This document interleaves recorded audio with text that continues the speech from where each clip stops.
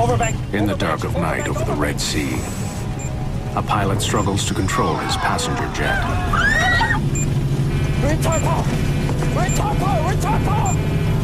The plane seems to have a life of its own.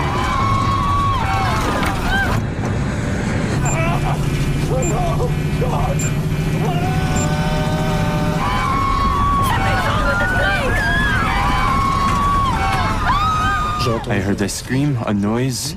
After that, I didn't hear anything.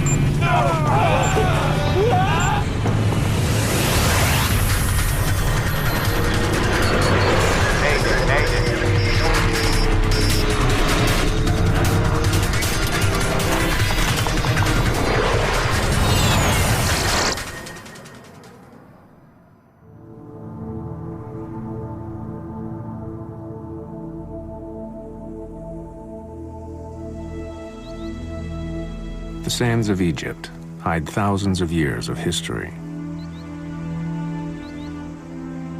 Monuments to ancient civilizations dominate the landscape.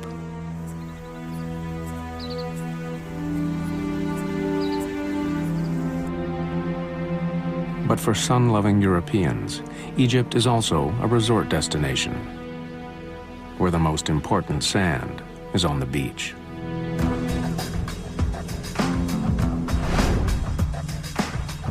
The town of Sharm el-Sheikh is several hundred kilometers southeast of Cairo. Perched on the Red Sea, it's a natural destination for people looking for a little rest and relaxation. Sharm el-Sheikh is quite popular with Europeans, but the reason is, where can you get very warm sea with a 5-hour flight?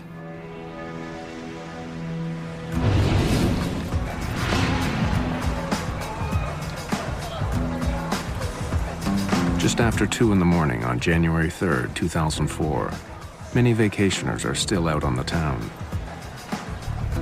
But 53-year-old Captain Kedr Abdullah is just starting his day. He's renowned for his punctuality. A former officer in the Egyptian Air Force, Kedr is now a highly respected captain with the charter company Flash Airlines.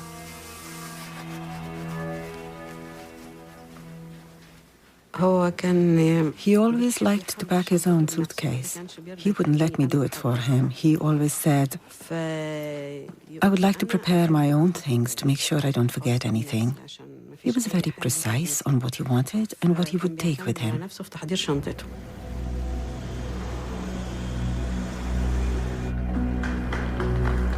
Captain Kedr meets up with his 25-year-old first officer, Emir El-Shafi.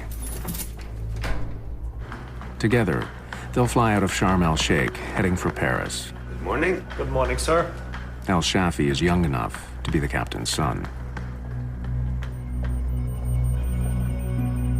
The early morning flight isn't for everyone. Pascal Mercier and his family are supposed to be on the Flash jet, but changed their plans. I was booked on the Flash Airline flight. When my agency told me that I had to wake up very early and then we had to change planes in Cairo, I said, this is really stupid. I mean, if my daughter was like 2 years old and the other ones were like 6 and 8. So really, I didn't feel comfortable about changing planes and so on. For other tourists, the cheap tickets that Flash offers are worth the trouble of getting up early. Franz Toulier was able to bring his entire family to Egypt. They need the break. My brother-in-law had just lost his father, so he brought his children, his mother, and his wife there just to have a good time. Not to see the sights or anything, just to have a good time. That's what Sharm el-Sheikh is known for.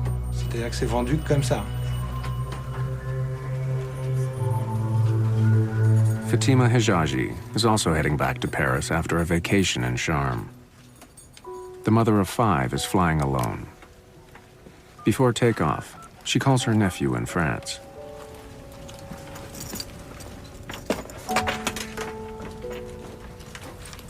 Hi. I was asleep when she called. I didn't really want to get into a conversation with her. She was someone who called you for everything. She needed to be reassured. So, even though she had the 5 or 6 hour flight ahead of her, she just wanted to make sure that I would be there to pick her up at the airport. In all, 148 passengers and crew settle into their seats aboard the jet. 604 It's 5 a.m. Cairo met condition time 0. In the cockpit, Ashraf Abdelhamid is the third member of the crew. He's training as a first officer, although he has worked for years piloting corporate jets. Temperature 12. Dew point 01. None of the crew members are happy with the poor quality of the weather information they're getting from the local air traffic controller. They didn't say sky clear, they said clouds and sky clear. How? The two are opposite. Ask him about ceiling. No ceiling and clouds and sky clear. Maybe it's scattered. Maybe he means scatter. Good morning. The captain is also frustrated that one of his instruments isn't working. Although the engineer agrees there's a problem, it's not serious enough to fix. Especially electrical. The men laugh it off at the expense of the first officer. It's probably called by Ma, making a heavy landing.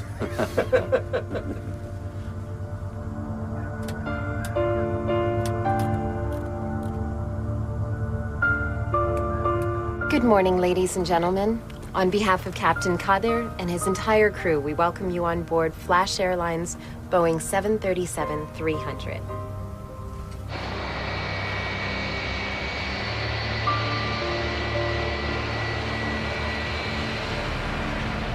It's still hours before dawn when the plane lifts off.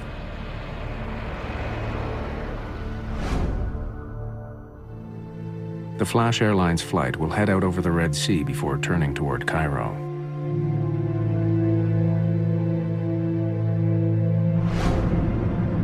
The jet climbs through a pitch-black night.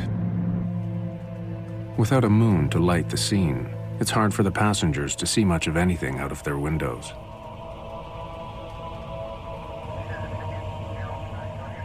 In the cockpit, the simple turn over the Red Sea is taking a bizarre twist.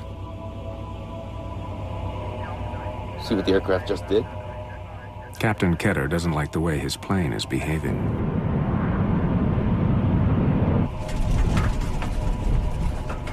Turning right, sir. What? Aircraft is turning right. Turning right? How turning right? The plane is supposed to be turning left on its way to Cairo. Instead, it's turning in the opposite direction. Okay. Well, The captain tries to get his plane back on course, but his situation just gets worse.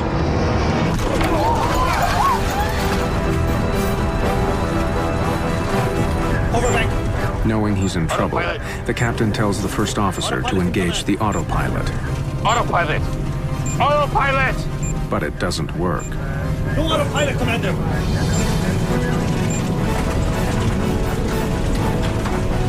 The 737 is now flying almost completely on its side.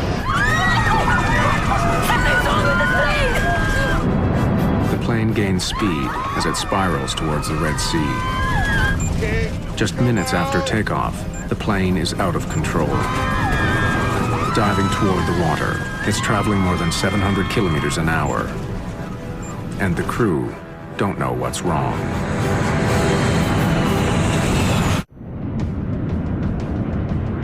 Just minutes after takeoff, an early morning flight has become a desperate battle for survival. A passenger jet filled with French families is plunging toward the Red Sea. Everyone on board can feel the tremendous speed and gut-wrenching turns.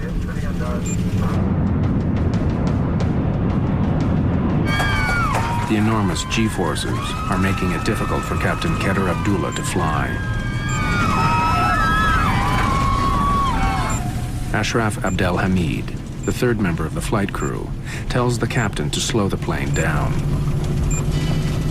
Retard power! Retard power! Retard power! The plane is traveling so fast, it's threatening to tear itself apart. After flying almost upside down, the crew is finally beginning to bring their plane under control.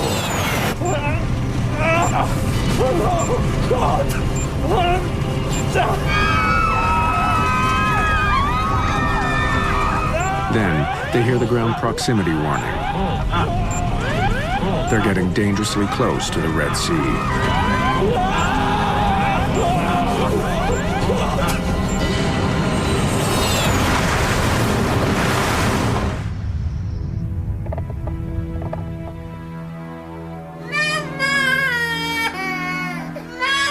Pascal Mercier and his family are staying at a beachfront hotel. My daughter woke up suddenly screaming like hell, screaming like if something happened. I didn't hear the crash, but maybe she did. It's okay.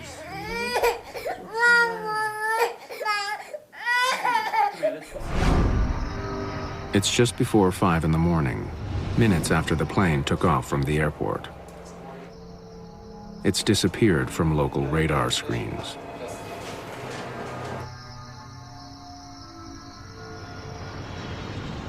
By the time the sun rises, the crash site is found, but there's little for rescuers to do. The plane shattered on impact.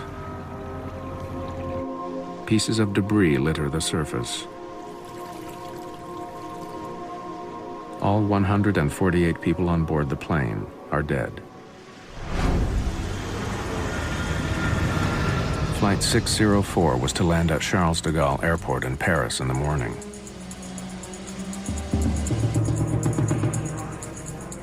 As family and friends wait, officials list the plane as delayed, and then slowly break the news of the accident. They ask me, are you waiting for someone from Sharm el-Sheikh? You say, yes. Then they say, could you come with us? We are going to take you to a hotel. At the hotel, we'll explain it all to you. It was very strange since we were greeted in an hotel and we passed people who were leaving happy because they were looking for the same information as us, but their families were not on the list. They came with a paper in hand. Here, yes, Madame Hijaji, Fatima.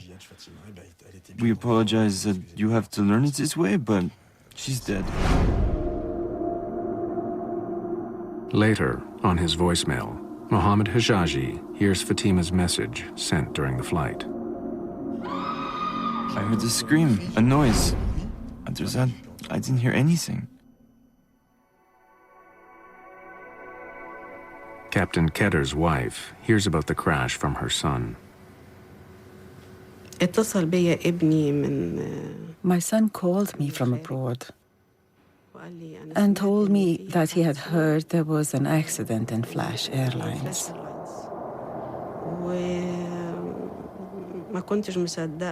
I was in disbelief for a while until it became reality. It was a very big shock for me. In resort hotels, workers check the empty rooms of those who were on Flight 604. But one of the rooms is occupied. Mr. Mercy. This guy from the hotel, the hotel staff, began to cry. He was really shocked, happily shocked to see us. He thought we were in the flight with everybody else. They're here. In my hotel, 82 people were on that flight. 82 people. It was really, really strange. Really, really heavy. But we were really lucky.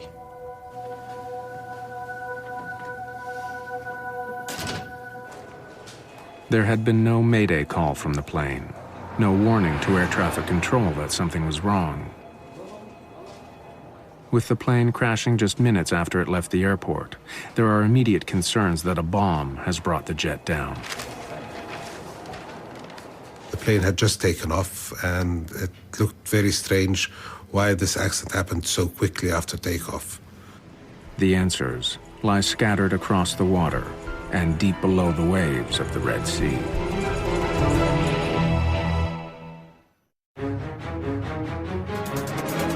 After an early morning takeoff, a 737 rolls onto its side while flying over the Red Sea. The plane is filled with vacationing French families. The pilots do their best to pull out of the mysterious nosedive, but just minutes after the flight begins, it plunges into the Red Sea. In spite of the rumors swirling around Egypt, investigators quickly rule out terrorism. If you have a wreckage distributed on a very large area, that means the plane was disintegrating in the air, and due to an explosion, it would be disintegrating on a wide area. In this case, there was very, very few pieces, and all located in a very small area. So this indicated that the plane was intact and went into the water intact. If it wasn't terrorism, what had ripped the plane from the sky so quickly? Investigators face an enormous challenge. The plane has sunk over 1,000 meters below the surface of the Red Sea. Most of the 148 passengers and crew have been pulled to the bottom. The first task of investigators is to find the aircraft's flight data and cockpit voice recorders, the black boxes. If they survive the crash, they will now be on the seabed. But this part of the Red Sea has never been charted. With so many French tourists involved, the French government offers to help in any way it can. The French immediately responded by sending a boat specially equipped with robots to search the bottom of the sea. But the wreckage is too deep. The sub that the French boat has can't survive the enormous pressure at the bottom of the sea. The investigators desperately need another submarine. But they're running out of time. The black box transmits a radio signal, but the battery only lasts for 30 days. If investigators can't find it within a month, the mystery of Flight 604 may never be solved. Getting to the black boxes before the time the pingers stopped transmitting was always a very worrisome aspect to all the investigation team.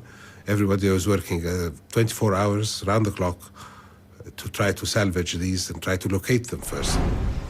American, French, and Egyptian experts joined forces. While waiting for the plane's black boxes, they also begin focusing on Flash Airlines itself. Flying just 2 planes, it was one of a number of low-cost charter companies that had been competing for customers in Europe. In the last 10 years, there has been a rapid expansion of less expensive airlines throughout this part of the world. Offering inexpensive, no-frills service, they fought for a piece of the holiday market. Seaside resorts like Sharm el-Sheikh were one of the many destinations they serve. Now, one of the ways in which they provide this extremely cheap travel is by operating their airplanes 24 hours a day. Operating on such tight schedules means the planes are flown constantly. Former Flash passengers step forward to complain about other flights. There are a lot of stories.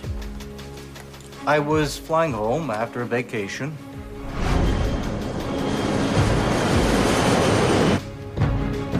A year before the crash, while flying from Sharm el-Sheikh to Bologna, one passenger recalls seeing flames pouring from a Flash Airlines jet.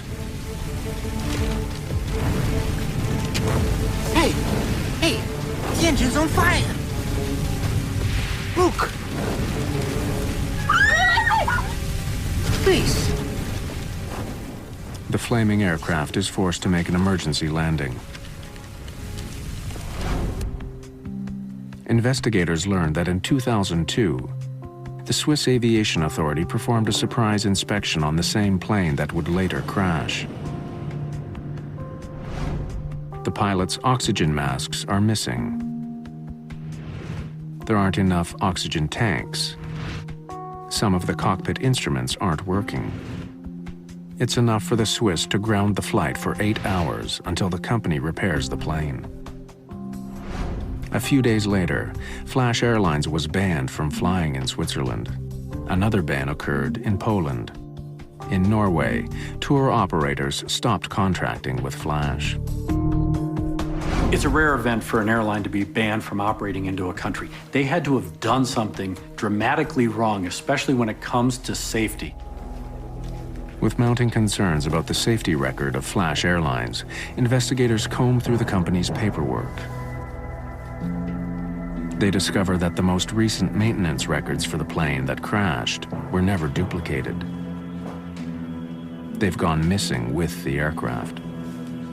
The lack of having copies of the technical log and all of them being on board, of course, this is a violation. And civil aviation here issued very clear instructions that this should not happen. While there are concerns about the state of the company's planes, there are no such issues when it comes to the crew of Flight 604. Captain Ketter was considered not only a flying ace, but a national war hero for his performance in the Yom Kippur War. During his career, he not only flew sophisticated fighter jets, but also a variety of large cargo aircraft. He had over 7,000 hours of flying experience, as well as 2,000 hours as a flight instructor. All the evidence shows that Captain Ketter was a model pilot. With the aircraft and its black box data recorder still hidden deep under the Red Sea, investigators wonder, was this a case of a superb pilot fighting to save a decrepit plane? See what the aircraft did?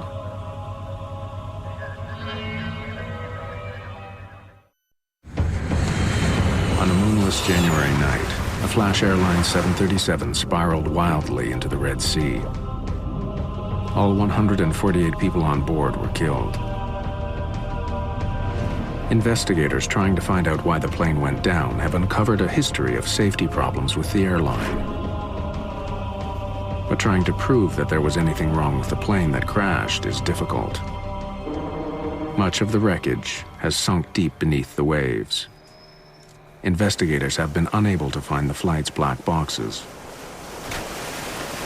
Whenever an airplane crashes into the water, there's always a fear by investigators that the cockpit voice recorder and the flight data recorder may not be recovered. Those two boxes in and of themselves give the investigator a very good picture, and without them could make the investigation process very, very difficult. Finally, after several days of searching, a breakthrough. A French research ship hears the locator signals given off by the black boxes. A remotely operated sub drops down over 1,000 meters. The violence of the crash has spread the wreckage over a wide area. 2 weeks after the crash, both the cockpit voice recorder and the flight data recorder are recovered from the bottom of the sea. Investigators finally have some hard evidence.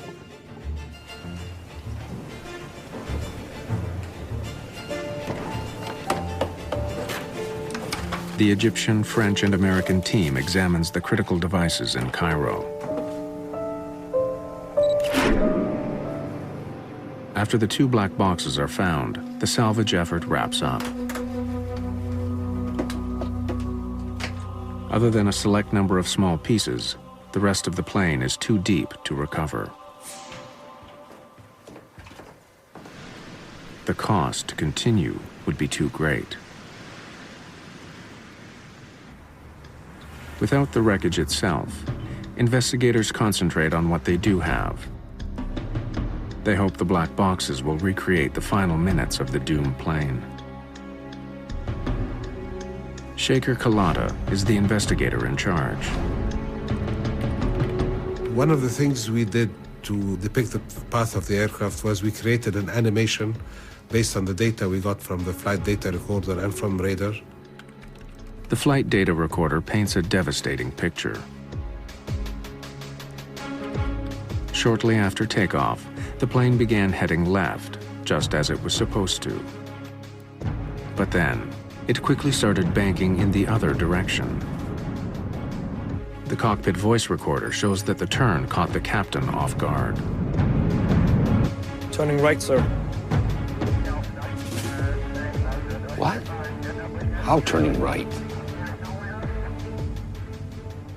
Analyzing the cockpit voice recorder, it showed that the pilots were experiencing definitely some kind of an abnormality, a problem that they could not understand.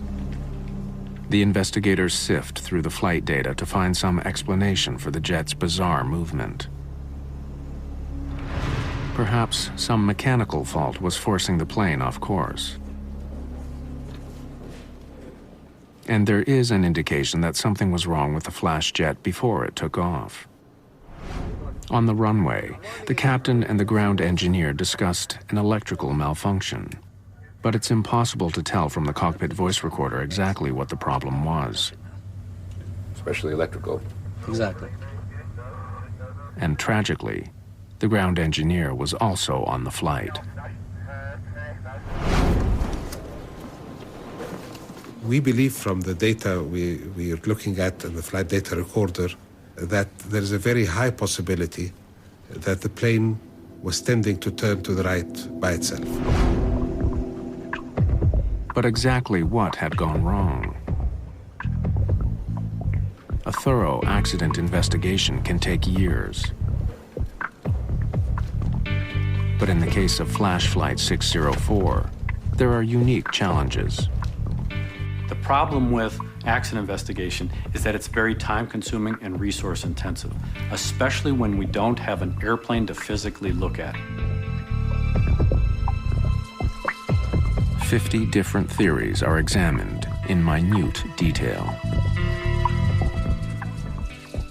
In the process of looking into all the possible hypothetical scenarios, we proceeded by eliminating those that did not fit the data. Investigators travel to the United States to test the most likely ideas in a sophisticated simulator.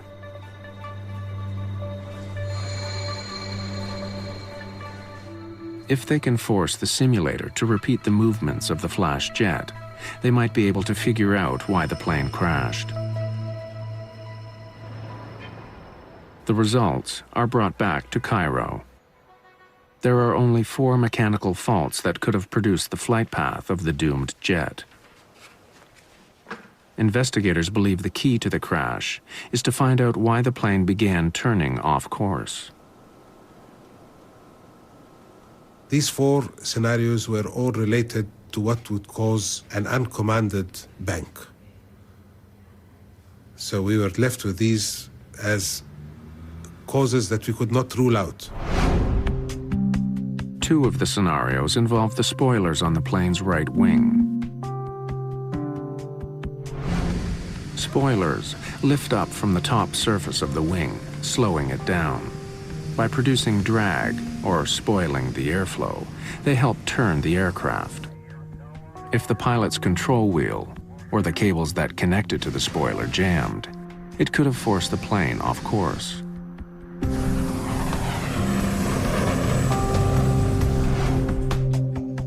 Problems with the spoilers are one explanation, but there's no physical proof.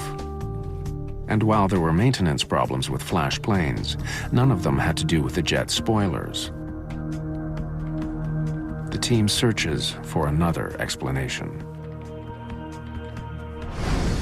Another potential cause of the crash is the plane's ailerons. This part of a plane's wing controls the angle of a plane's turn. A malfunctioning aileron could have caused the plane to roll to the right. Again, if the crew couldn't fix the problem, the plane would have begun to spiral into the sea. While so-called aileron trim runaway could create a flight path like the one seen during the crash, once again, there's no physical proof to support the theory. And typically, an aileron trim runaway can be physically overcome by pilots. All he would have had to do was overpower using more force to move the control wheel in an opposite direction. Overbank. Autopilot failure is the fourth theory. Investigators are puzzled by the constant discussion of the plane's autopilot. Autopilot. The captain asked for the autopilot to be turned on. But it had no effect, and the plane began to plummet to the sea. And earlier in the cockpit recording, investigators uncover another curious exchange. Captain Ketter began the initial turn over the Red Sea manually, but decided to let the autopilot take over. Autopilot? The flight data recorder shows that the autopilot was indeed turned on as the plane climbed. Not yet. But then the captain appears to change his mind.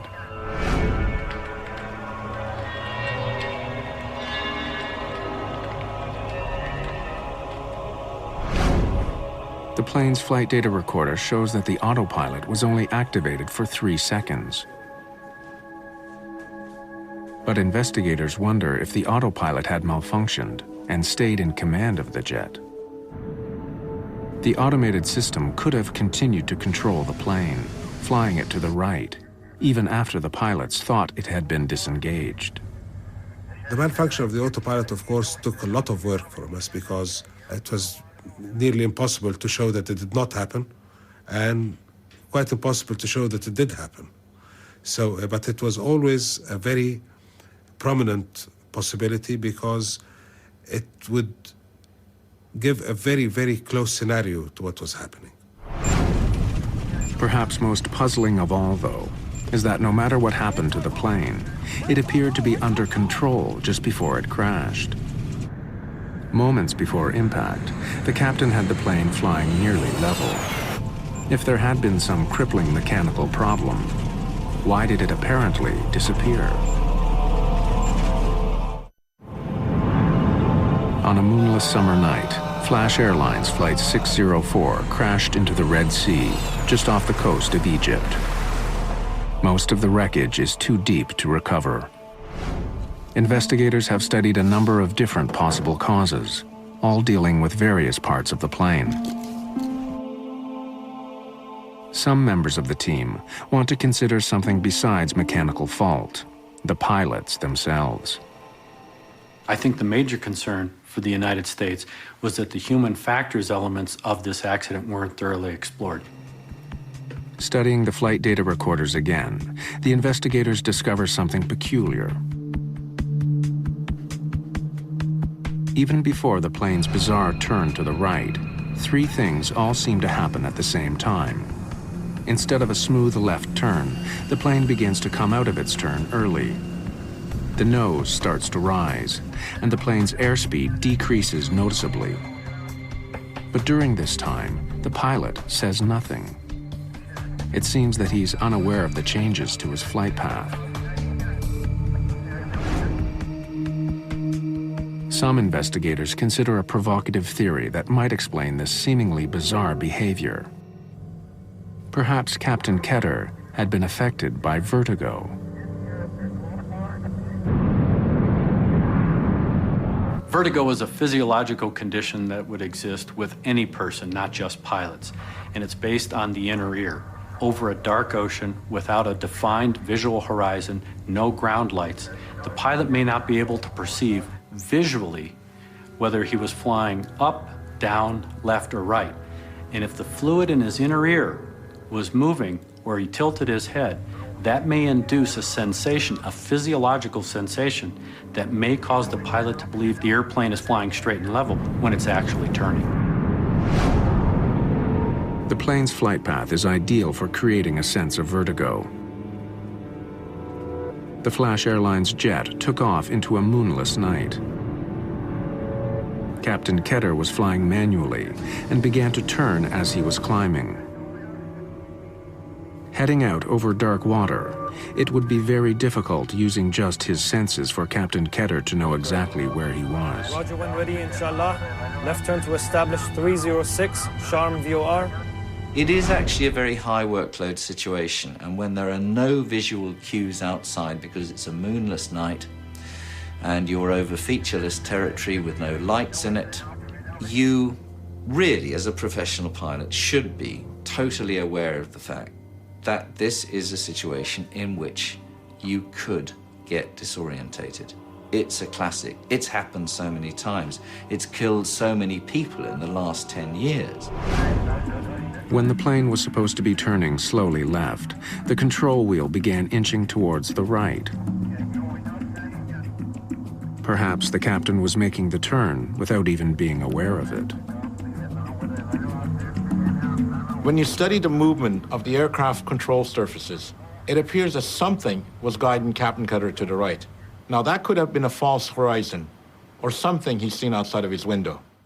See what the aircraft just did? Or perhaps he believed he was actually correcting a problem with the plane itself. He thinks he's gained his flight path again. And all of a sudden, at this moment, he receives contradictory information.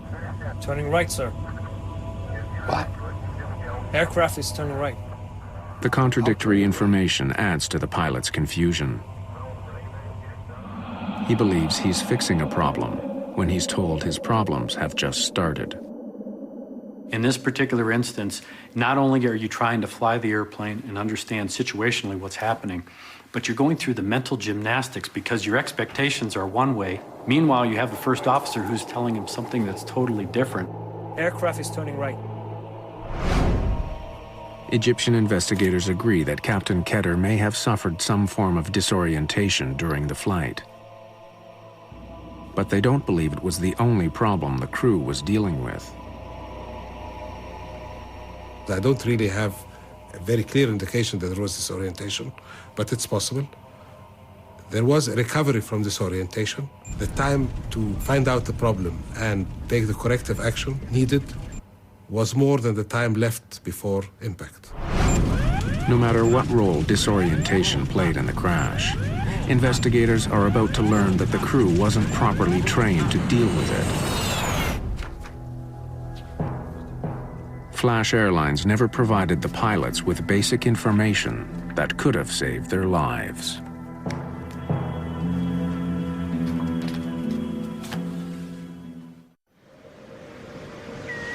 It's been 2 years since an Egyptian charter plane smashed into the Red Sea. 148 people were killed. Investigators trying to figure out why Flash Airlines Flight 604 crashed face immense challenges. Most of the wreck is still deep underwater. By carefully examining the plane's black boxes, the investigators believe that disorientation may have played a role in the accident. The pitch-black night and the featureless sea caused the pilot to become confused about what was happening. But mechanical problems may also have plagued the plane. As they continue to try to solve the mystery, investigators make a startling discovery. Officials at Flash Airlines reveal that they hadn't provided the pilots with crew resource management training. Crew resource management is a program where pilots are trained to work together rather than as individuals. Had the pilots of Flash Air 604 received a formal CRM training program, the outcome of this flight may have been substantially different. American investigators believe the very junior first officer may have felt the plane was in trouble before the captain did, but failed to offer suggestions to his much more experienced co-worker. What? Aircraft is turning right. Nor did he attempt to take control of the plane. Right.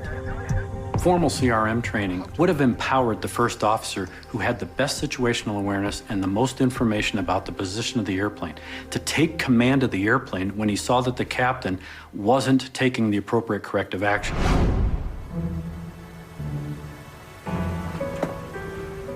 An earlier conversation in the cockpit before takeoff may reveal why the young first officer would have been reluctant to challenge the captain. Yesterday, we were coming in at dusk and the sun was 2-2. I felt I could hardly see the runway. And he's already saying, in sight. What in sight? Hey, sir. It may not have meant to be insulting, but it may have reinforced the first officer's feeling that he was the student and the captain was the teacher. I am unable to raise my eyes, and he says, in sight.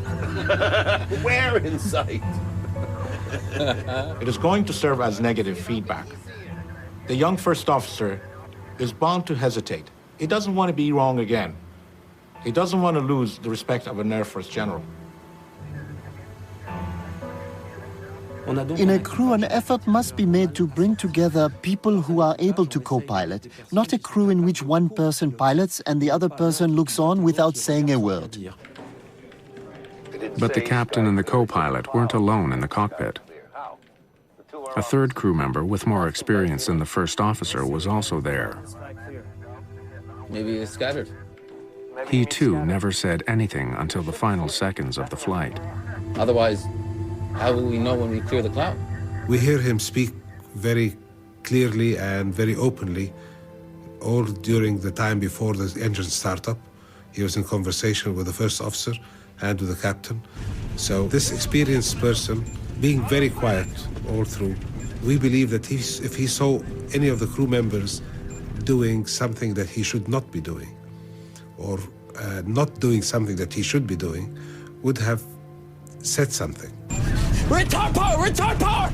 The only word he said was, retard the throttles at the later stage of the event.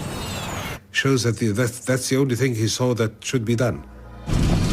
Even if the co-pilot had taken control sooner, there's no way to know if he could have saved the jet.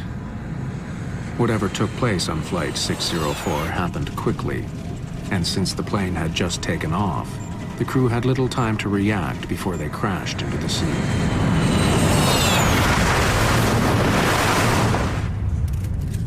The final report on the Flash Airlines crash was released in March 2006. There are no clear answers. Egyptian officials say that any of 4 mechanical problems could have caused the crash. They say disorientation may have played a role, but it's not the reason behind the accident.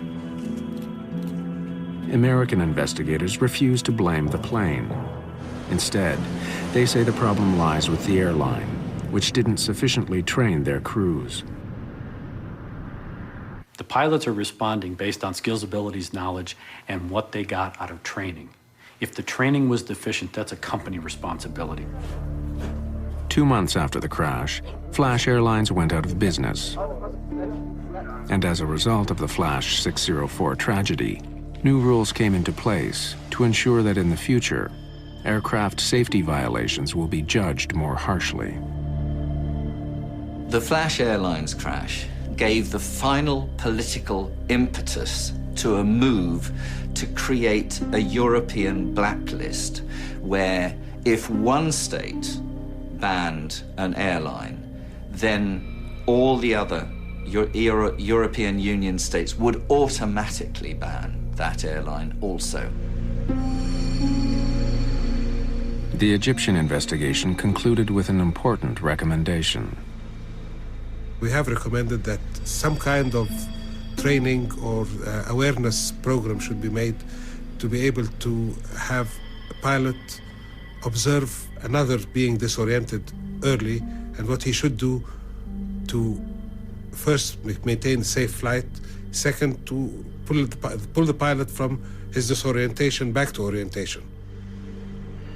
Was there a mechanical problem at the heart of the crash? Investigators will likely never know. With so much of the plane still at the bottom of the Red Sea, questions will always remain for investigators and for everyone else who was affected by the crash.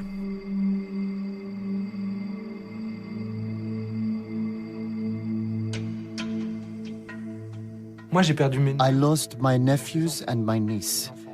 They were just kids. What future would they have had? How can you put a price on that? What a waste.